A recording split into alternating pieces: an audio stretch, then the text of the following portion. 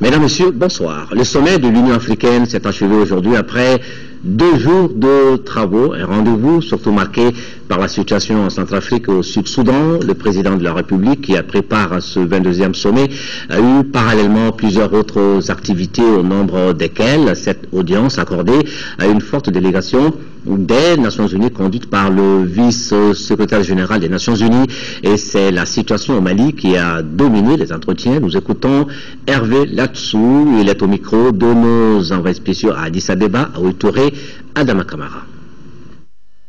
Le vice-secrétaire général et le président sont tombés d'accord sur le fait que plus que jamais, il fallait travailler ensemble pour trouver les bons moyens pour sortir le Mali de manière durable de ce qui a provoqué cette crise des dernières années. Et pour cela, la réconciliation nationale est quelque chose qui est absolument majeur. Toute la communauté internationale la soutient et les Nations Unies restent aux côtés du gouvernement malien pour avancer dans cette voie. On a entendu la semaine dernière les Nations Unies qui sont en train de mettre la pression sur le Mali pour l'ouverture de négociations. Oui, je crois que c'est un point qui est important.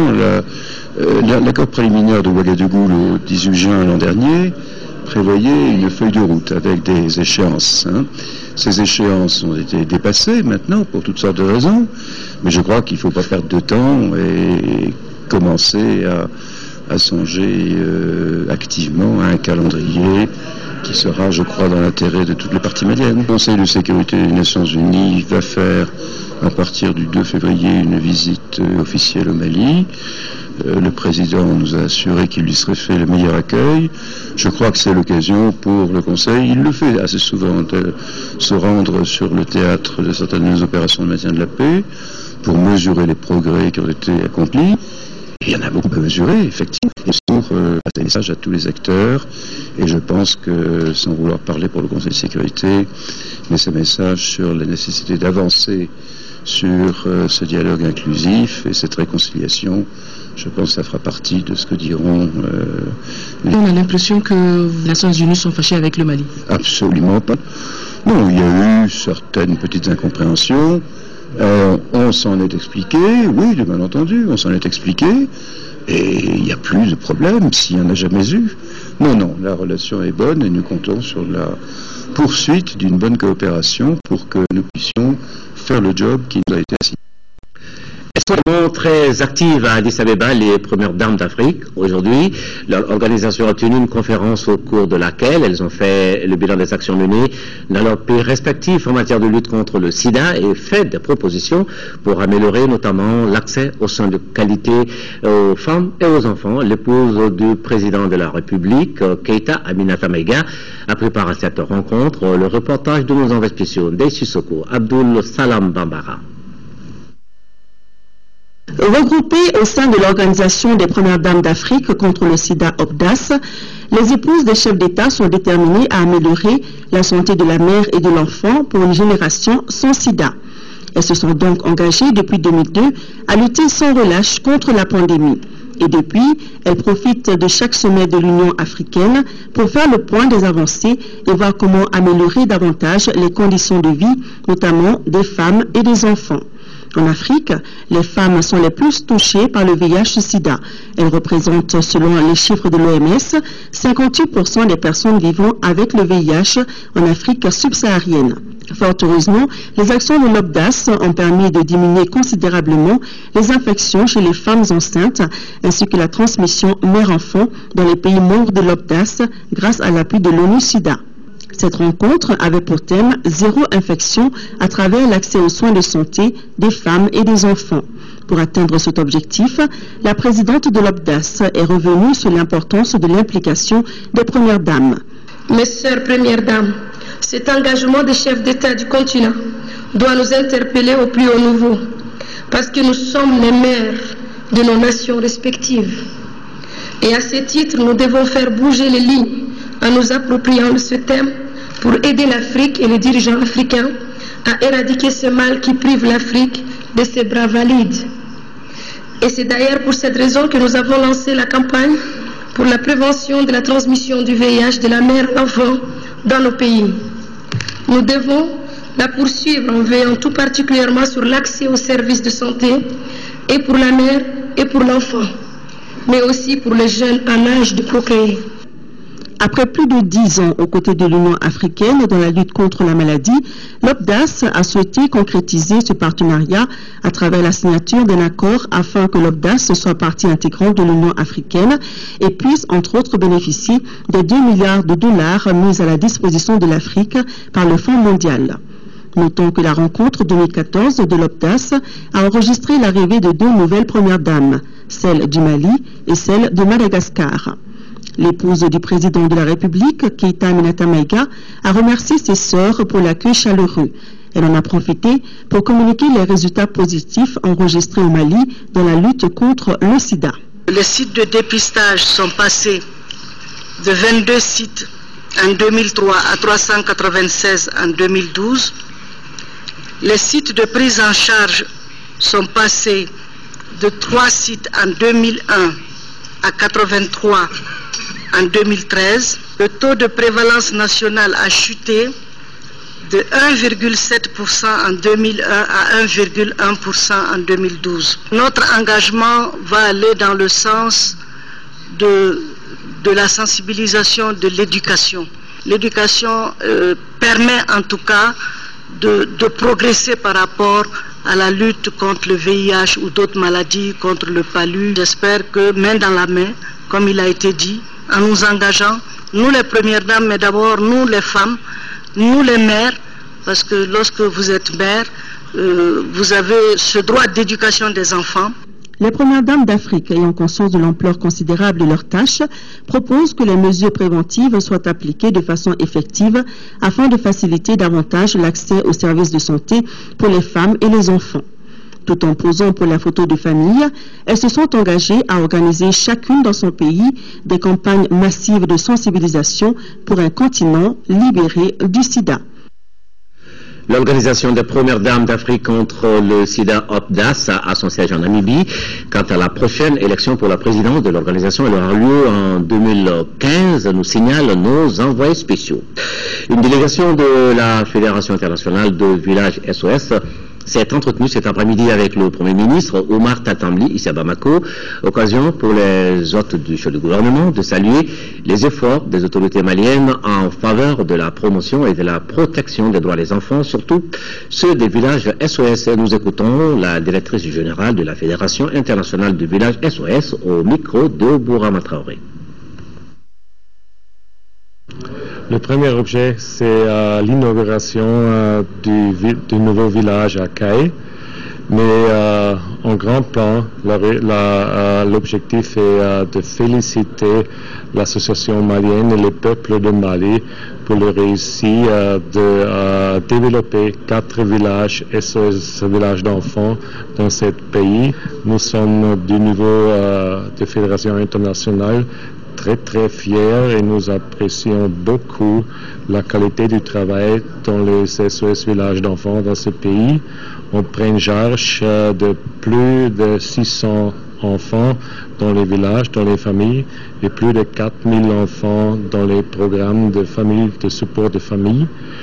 Et je pense que c'est un soutien pour le peuple de Mali. Et à l'autre côté, le peuple de Mali soutient notre travail et ensemble on réussit.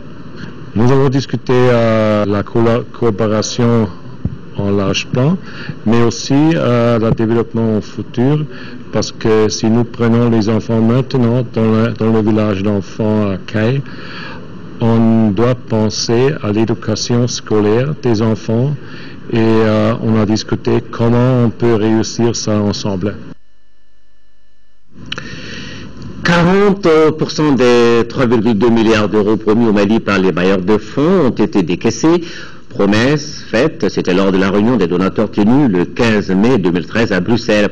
C'est ce qui ressort d'une rencontre qui a réuni cet après-midi autour du Premier ministre, les membres de la Troïka et certains membres du gouvernement. La rencontre prépare une autre réunion des donateurs qui se tiendra au mois de février prochain à Bruxelles. Une rencontre à laquelle prendra part le chef du gouvernement. C'est un reportage de Bourama Traoré.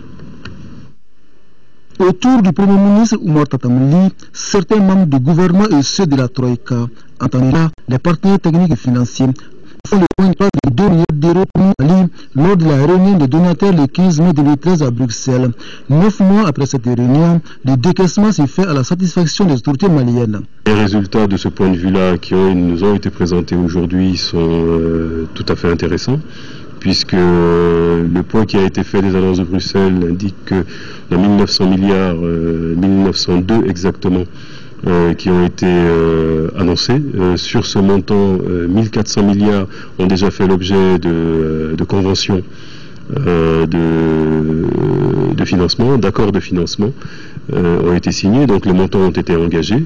Et sur ce montant de 1402, 767 milliards ont déjà fait l'objet de décaissement. Donc on est à des niveaux de décaissement qui sont tout à fait significatifs. En 9 mois, nous sommes ainsi parvenus à des niveaux d'engagement de ressources tout à fait élevés et de décaissement effectif qui sont tout à fait importants. Au total, 40% des 3,2 milliards d'euros ont été décaissés. Le fonds permettra au Mali de relancer son économie, de faire face aux défis de la reconstruction et de la réconciliation post-crise notamment. Les partenaires techniques et financiers se réjouissent du respect de certains engagements pris par le Mali, parmi lesquels l'organisation des assises nationales sur le Nord, les états généraux de la décentralisation et le combat engagé contre la corruption. Je voudrais quand même aussi souligner que, à part des chiffres, ce qui est aussi très important dans cette phase sortie de crise, qu'on se coordonne bien, d'abord entre les PTF, secondo avec le gouvernement de Mali, pour avoir un bon sens sur les priorités, donc pour être capable de travailler efficacement.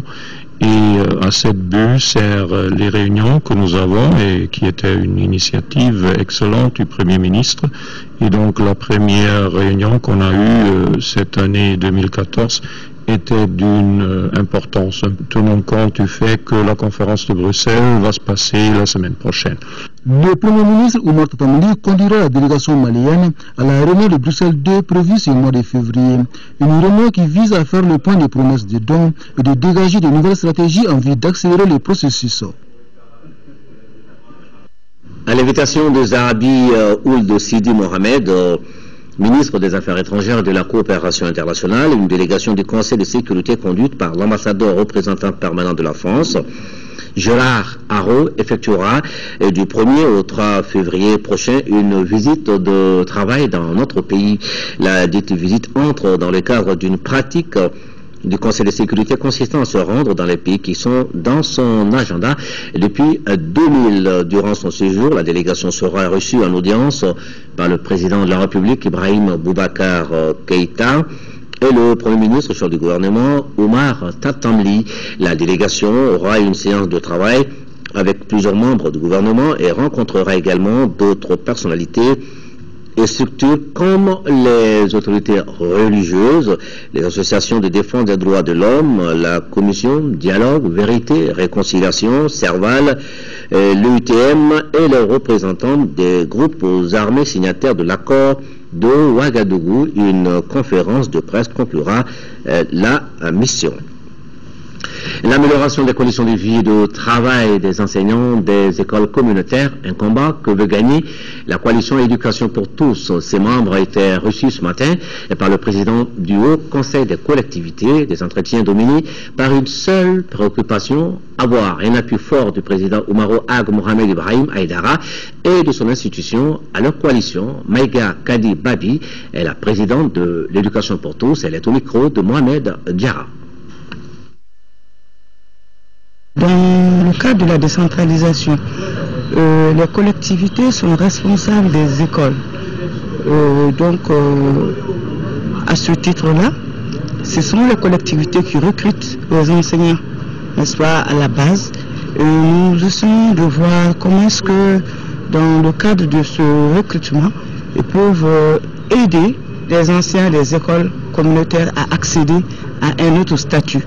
Parce que les enseignants des écoles communautaires jusqu'à présent sont en fait recrutés par les communautés avec des conditions de travail très difficiles, comme vous le savez, et qui sont cependant obligés d'appliquer le même curriculum que leur homologue sorti des IFM.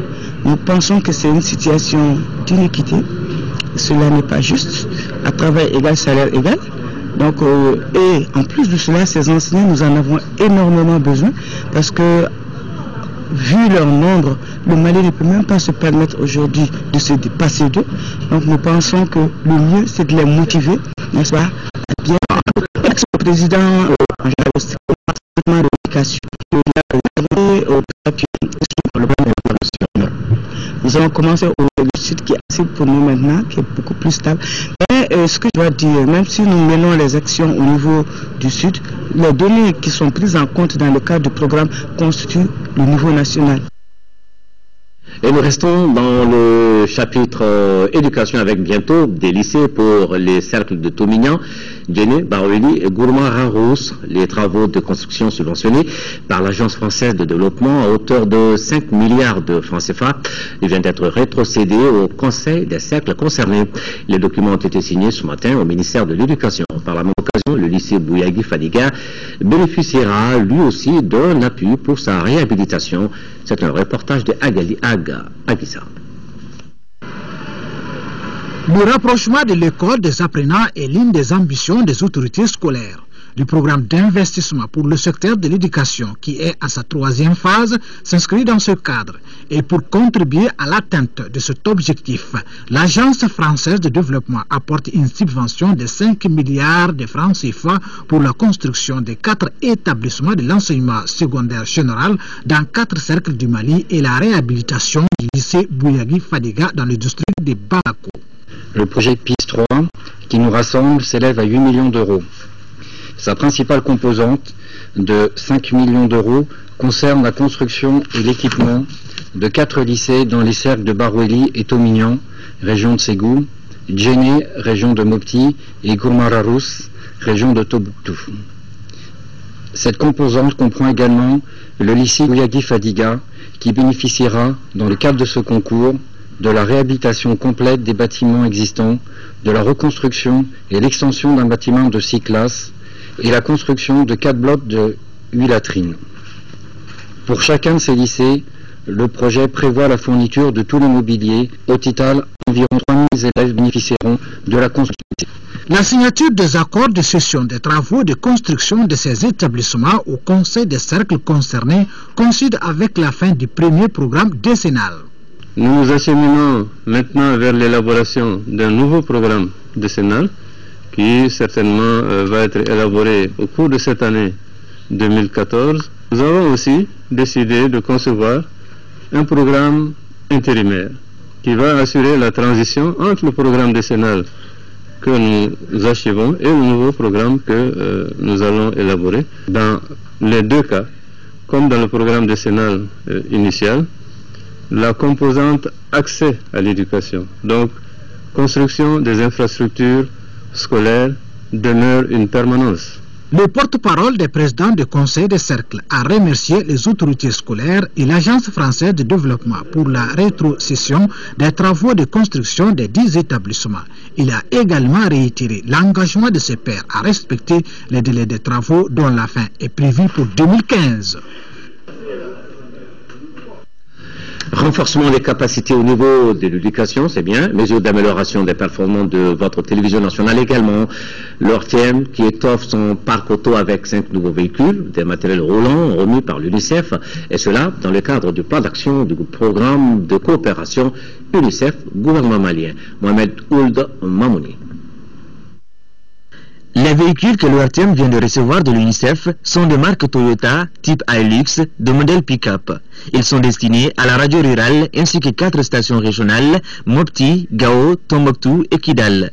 Avec la crise qu'a connue notre pays, l'ORTM a payé le lourd tribut, nous dit Gianfranco Rotigliano, représentant de l'UNICEF au Mali. La crise a frappé fort, les voitures sont parties et pas seulement ça. Il y a eu beaucoup plus que cela.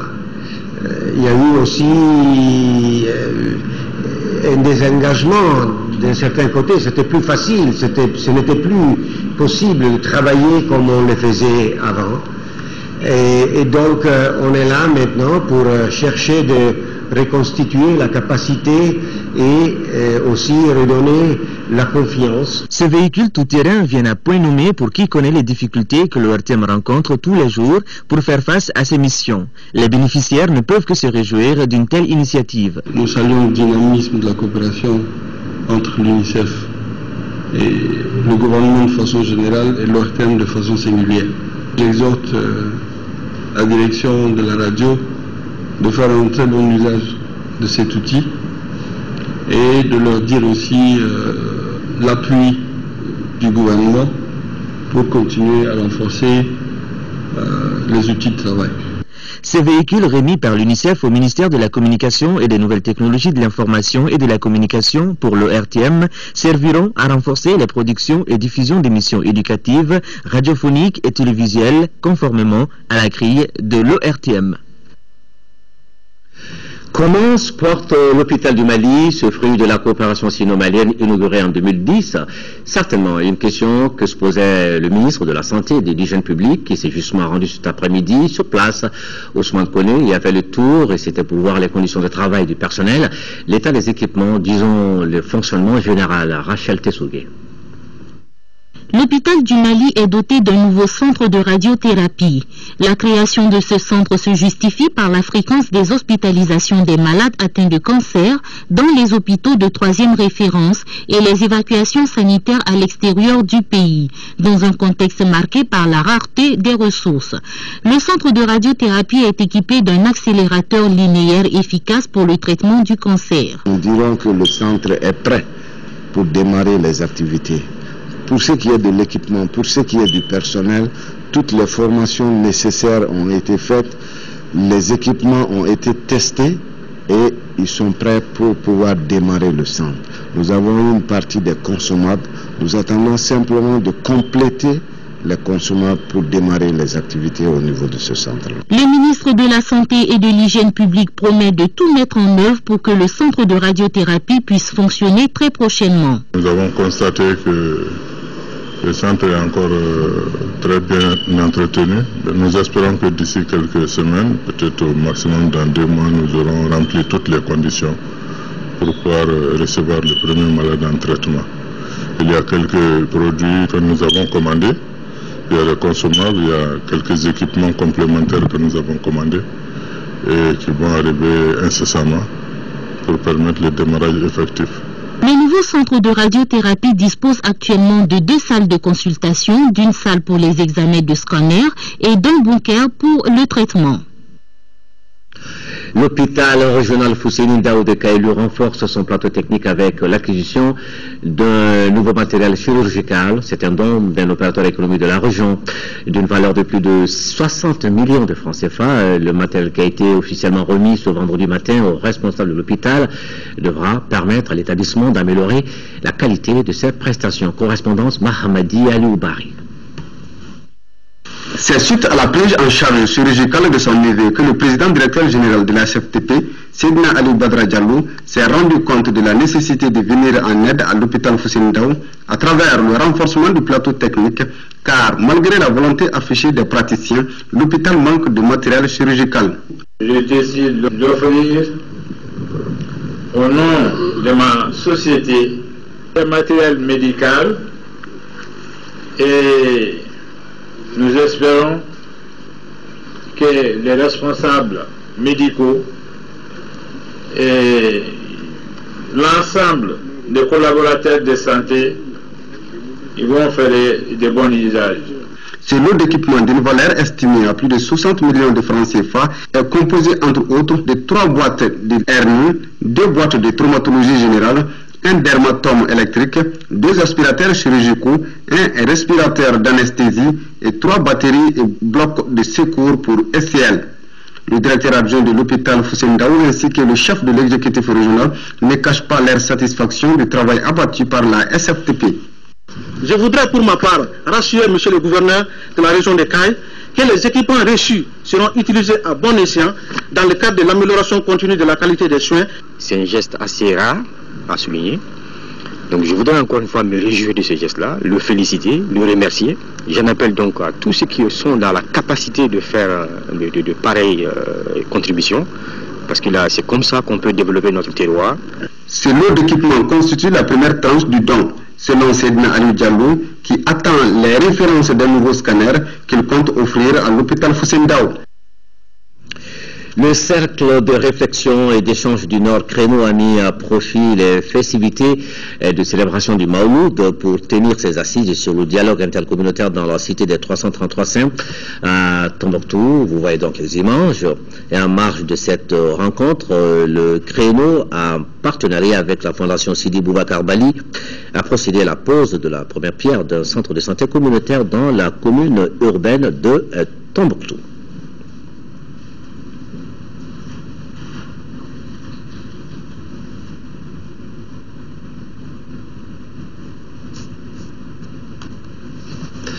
La journée nationale de la célébrité sera lancée le 22 février prochain dans toutes les capitales régionales de notre pays. L'annonce a été faite aujourd'hui par le ministre de l'Environnement et de l'Assainissement. C'était lors de la rencontre avec les directeurs régionaux de l'assainissement, du contrôle des pollutions et nuisances. Au centre des échanges, les préoccupations actuelles du gouvernement en matière d'assainissement. Nuhu Sissoko. L'assainissement figure en bonne place dans l'agenda du gouvernement. C'est pourquoi le ministre de l'Environnement et de l'Assainissement mobilise ses troupes pour réussir la mission à lui confier. Ces interlocuteurs du jour ont été édifiés sur les orientations des autorités pour améliorer notre cadre de vie. Vous avez suivi les différents messages de son Excellence Monsieur le Président de la République concernant l'assainissement. Lorsque le Président donne des instructions, des orientations comme ça, je pense que nous, au niveau du département, nous avons le devoir impérieux d'agir, de traduire tout cela en actes concrets. Déjà à Bamako, un programme dit d'urgence est en cours pour assainir la ville et le ministre d'inviter les régions à emboîter le pas à la capitale. Dégager les ordures aujourd'hui pour revenir à peu près à quelque sorte à une situation de normalité, mais nous sommes aussi en train d'envisager des actions pour voir comment les ordures enlevées qu'elles ne puissent pas se reconstituer immédiatement. Le 22 février, je souhaite que dans chacune des capitales régionales, sous l'autorité du gouvernement de région, il y ait vraiment un lancement au niveau régional. Les services régionaux, en dépit de certaines difficultés, entendent gagner le pari de l'assainissement. Ces membres ont la volonté politique. Ils sont vraiment engagés à tout faire, à aider le gouvernement à traduire l'orientation politique en acte à leur niveau aujourd'hui. Cette rencontre fait suite à la réunion annuelle de la Direction nationale de l'assainissement tenue cette semaine à Sikasso. Le président du Conseil économique, social et culturel porte à la connaissance des membres du Conseil, des membres associés, et les invités que la cérémonie d'ouverture de la 9e session ordinaire de la 4e mandature du Conseil aura lieu le lundi 3 février 2014 à 9h au siège de l'institution à Koulouba, mise en place terminée 8h30. Les séances plénières du Conseil économique, social et culturel sont publiques, conclut donc ce communiqué. L'obtention du permis de construire était au centre d'une réunion ici à Bamako. Au cours de cette rencontre, plusieurs recommandations ont été formulées, entre autres l'application stricte de la loi en matière de procédure et de paiement du permis en fonction des zones, veiller à l'atteinte de l'objectif de 30 jours pour le délai de raccordement à l'électricité et à l'eau pour tous les demandeurs. La rencontre a été organisée par la cellule technique des réformes du cadre des affaires. C'est un reportage de Moussa Fané. C'est une rencontre qui visait à informer et à sensibiliser les professionnels du bâtiment et la société civile sur les réformes relatives à l'obtention du permis de construire. Pendant 2 jours, les participants ont formé des recommandations, parmi lesquelles la nécessité d'appuyer les professionnels du BTP et leur responsabilisation, la création d'un guichet unique du permis de construire. L'atelier devra permettre de raccourcir le délai d'obtention du permis de construire. C'est des vrais professionnels qui nous ont fait part des difficultés qu'ils ont dans l'exercice de leurs fonctions, soit au niveau de l'État ou au niveau des entreprises privées ou bien au niveau des ordres professionnels, et des nouveaux besoins ont été exprimés par ces professionnels. L'autorisation de construire, il est octroyé au bout de 19 jours après soumission d'un dossier. Donc d'un dossier qui est clairement listé, donc qui va de la demande de l'autorisation jusqu'aux éléments techniques Pour la parcelle, le ministre délégué chargé de la promotion des investissements et de l'initiative privée s'est engagé à s'impliquer dans la voie du renouveau du secteur du bâtiment. J'ose donc espérer qu'après ces constats, nous serons tous résolument engagés à appuyer le comité mixte de suivi des réformes État-secteur privé dans la mise en œuvre des recommandations pertinentes que vous venez de faire pour inscrire davantage notre pays dans la voie du changement. Je prends l'engagement que mon département ne ménagera aucun effort pour conduire les réformes en général et celles du permis de construire en particulier, pour améliorer la pratique des affaires et rehausser notre position parmi les pays réformateurs en Afrique et dans le monde. Les permis de construire concernent les agglomérations de plus de 5000 habitants qui ont un schéma d'aménagement. Le dossier est constitué suivant l'usage du bâtiment. Inauguration cet après-midi des nouveaux locaux du commissariat au développement institutionnel, bâti sur 3 étages. Ce nouveau local vient donc renforcer les capacités de production du personnel de la structure. Il a été construit sous financement étatique avec l'aide du partenaire canadien. C'est un reportage de Nyanya Aloutraoré. Le commissariat au développement institutionnel CDI se dote de nouveaux locaux conçus et construits pour répondre aux besoins des travailleurs. Le dit bâtiment inauguré est sur 3 niveaux. Il est composé de 14 bureaux, d'une salle de serveurs, d'une grande salle de conférence et autres commodités. Réalisé par l'agence Urbadex, le nouveau bâtiment participe à l'environnement urbain de Bamako. Il s'harmonise par son style architectural aux anciennes réalisations de la structure. Ce projet d'extension des bureaux du CDI vient à point nommé, dira le commissaire au développement institutionnel. Lacine Boiré dit avoir le souci d'améliorer les conditions de travail de ses agents. Coût global de l'opération, 388 millions de francs CFA. Une partie financée sur budget d'État et l'autre prise en charge par la coopération canadienne. Présente à la cérémonie d'inauguration, la partie canadienne n'a pas manqué de montrer toute sa satisfaction. Selon Francine Prou, la participation de la coopération canadienne ne fera jamais défaut quand il s'agit de rendre les institutions maliennes plus performantes. Au conseiller spécial de la primature représentant le Premier ministre d'exhorter les travailleurs du CDI à plus d'ardeur et d'assiduité pour faire face aux défis du XXIe siècle. Pour rappel, le CDI d'élaborer les éléments de la politique nationale de modernisation de l'État et des collectivités, d'apporter un appui à la mise en œuvre de la décentralisation et d'identifier les mesures de renforcement de la société civile. Merci Nania, on passe à autre sujet en prélude à la journée internationale de lutte contre l'excision prévue le 6 février prochain. Le ministère en charge des questions des femmes était ce vendredi devant la presse. Il s'agissait d'exposer aux hommes des médias le rôle joué par le gouvernement du Mali dans la lutte contre la pratique à travers le programme national. C'est un reportage de Mamourou Sidibé. Cette conférence de presse, initiée par le ministère en charge des questions féminines, avait pour but de partager avec les hommes des médias les acquis et les difficultés rencontrées dans la lutte contre l'excision au Mali. Conscient des défis de la protection et de la promotion des droits de la femme et de l'enfant, particulièrement l'abandon de la pratique des MGF, les autorités du Mali ont réaffirmé leur engagement par divers actes, dont la signature et la ratification, entre autres, des conventions internationales, nationales et sous-régionales. Il s'agit, par exemple, de la Convention sur l'élimination de toutes les formes de discrimination à l'égard des femmes.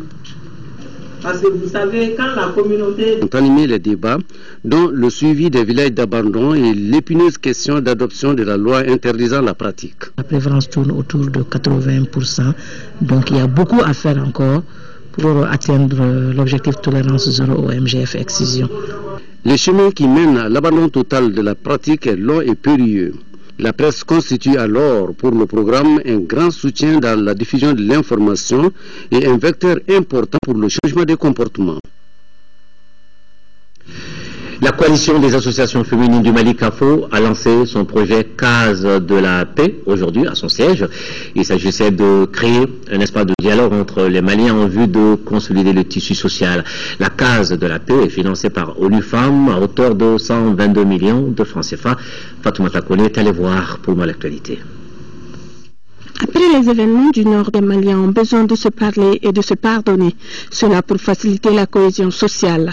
C'est dans cette optique que la CAFO a lancé son projet Case de la paix ou Oyesifa en langue soraï. C'est des vestibules, des lieux de rencontre, d'information, de sensibilisation, de partage. Mais aussi, les cases serviront d'espace de veille et d'alerte par rapport aux violences faites aux femmes et aussi par rapport à un lieu où les femmes pourront obtenir vraiment des appuis pour les activités génératrices de revenus. Les organisatrices se sont inspirées de l'expérience du Libéria, connue sous le nom de Peace Hat ou l'arbre à palabres. Ainsi, la case de la paix s'étendra à toutes les régions du Mali. Une initiative de la CAFO soutenue par les autorités. Cette initiative de la CAFO pour reconstituer le tissu social constitue une lueur d'espoir pour le devenir de notre nation. Le développement de compétences des femmes en dialogue et réconciliation, le renforcement de la solidarité et de la cohésion, du leadership, de la culture de la paix et du vivre ensemble, la promotion des droits humains, y compris la promotion de la citoyenneté et de l'autonomisation des femmes, qui est notre credo aussi. La Case de la paix est un projet financé par ONU Femmes à hauteur de 122 millions de francs CFA. Les ministres en charge de l'aviation civile de la République du Mali, de la République islamique de Mauritanie et de la République du Niger se sont réunis les 25, 26 et 27 de ce mois à Nouakchott. Une initiative à l'effet d'asseoir des actions pratiques relatives à la création d'une compagnie aérienne commune ouverte aux différents pays de la sous-région. L'objectif visé est de renforcer les liens de coopération entre les États et améliorer la connectivité en vue de promouvoir les investissements, le développement du tourisme et les échanges culturels et commerciaux. Très important. Par tout d'abord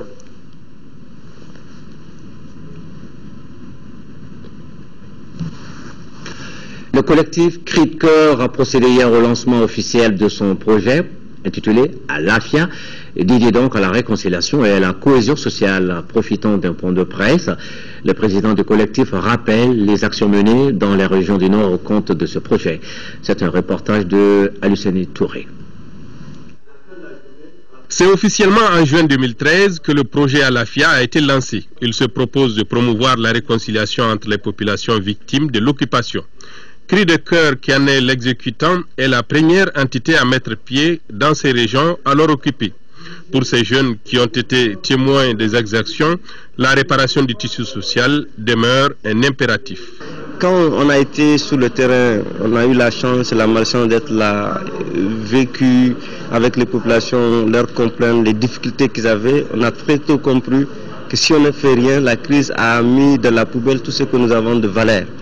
Et le Mali, c'est comme un tapis qui doit s'aboter à sa mosaïque. Et le tricot Mali qui était fissuré, il suffit de tirer sur un fil pour que tout le reste là se détache. Il fallait travailler à reconstruire ce tissu. Si le collectif n'a pas médiatisé ses actions pendant la période électorale, c'est bien dans le souci d'éviter la confusion avec les acteurs politiques. Pourtant, beaucoup de réalisations sont à mettre à son actif. Ce programme-là a 4 volets. D'abord, permettre aux gens de parler, dialogue intercommunautaire, intracommunautaire. Et puis, il y a une notion de justice sociale dont il faut parler. Le Mali parce que sa place, on ne peut pas faire le Mali sans les Noirs, sans les Blancs, c'est toutes les ethnies, et travailler à ce que demain, l'héritage, ce que nous avons connu, nos enfants ne le connaissent pas. Beaucoup de témoignages sont venus renforcer le crédit de cette jeune organisation qui ne fait plus aujourd'hui mystère sur ses ambitions nationales et même régionales. Festival du désert, la caravane de la paix est à Djibo. Djibo, c'est à quelques 205 km au nord de Ouagadougou, capitale de Burkina Faso. Dans la province du Sourou, les organisateurs du Festival du désert offrent 2 spectacles aux 12 000 réfugiés maliens. Des artistes tels que El Arbi et Génération Tartagal du Maroc animent ces soirées. Nos envois spéciaux à Loutouré, Moïse Traoré.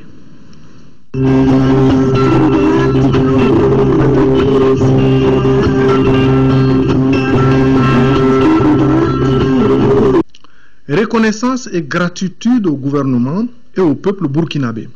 Réconfort pour les Maliens réfugiés au pays des hommes intègres. La caravane de la paix du festival au désert est à Djibo, à 205 km au nord de Ouagadougou, dans la province du Sourou. Ce soir, nos compatriotes du camp de Mentao, estimés à 15 000, ont droit à plusieurs spectacles. Par rapport aux étapes du Burkina Faso, l'idée c'est de jouer à côté des principaux camps. Si ce n'est pas possible de jouer dans le camp lui-même, au moins c'est un endroit plus proche pour permettre aux réfugiés de participer à l'événement. Parce que comme on l'a dit, c'est destiné surtout à eux, façon de venir vers eux, leur dire qu'on ne les oublie pas, leur dire que les artistes pensent à eux et passer le message de paix et de réconciliation. Le groupe Génération Taragalt du Maroc sera sur scène avant ou après des artistes tels les cantatrices Aïra Arbi, Sadio Sidibé et la guitariste Mariam Kouni. Ils se sentiront considérés par le peuple malien, par les autorités maliennes, par les artistes maliens. C'est vraiment pour la paix, c'est un espoir.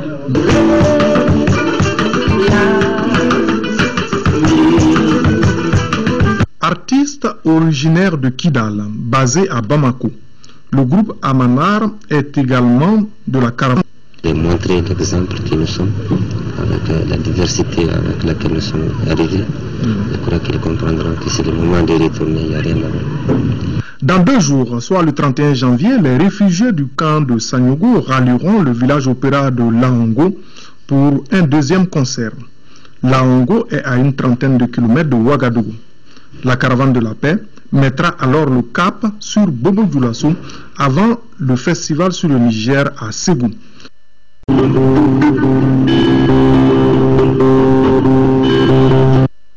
Voilà l'ambiance musicale du festival dans nos éditions futures à Koulikoro. Le 4e bataillon baptisé Balanzan poursuit sa formation depuis le 6 janvier dernier. Après les modules de base pédagogique de leadership force, les 700 soldats ont reçu donc la visite ce matin du colonel-major Ibrahim Fane, chef d'état-major de l'armée de terre, correspondance au Seydou Traoré.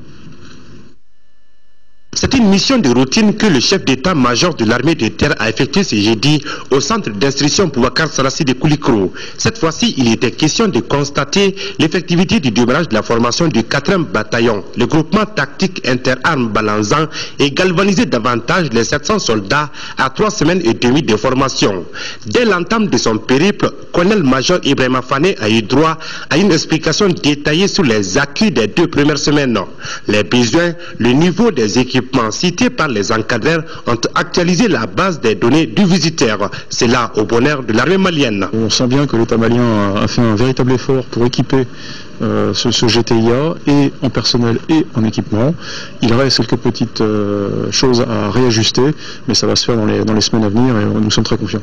Pratiquement le personnel est sur place, voilà, les installations sont sur place, même si bien sûr ça reste à parfaire. Donc le personnel d'encadrement est disponible, mais surtout voilà, les jeunes sont motivés et prêts à être formés, donc ce qui est le plus important. Donc nous sommes prêts à recevoir les instructions, peut-être puis à l'issue être opérationnel pour être déployé, faire quelque chose dans la sécurisation de notre pays. La 10e étape de la visite du colonel-major Fane a concerné la zone de vie du bataillon Balanzan.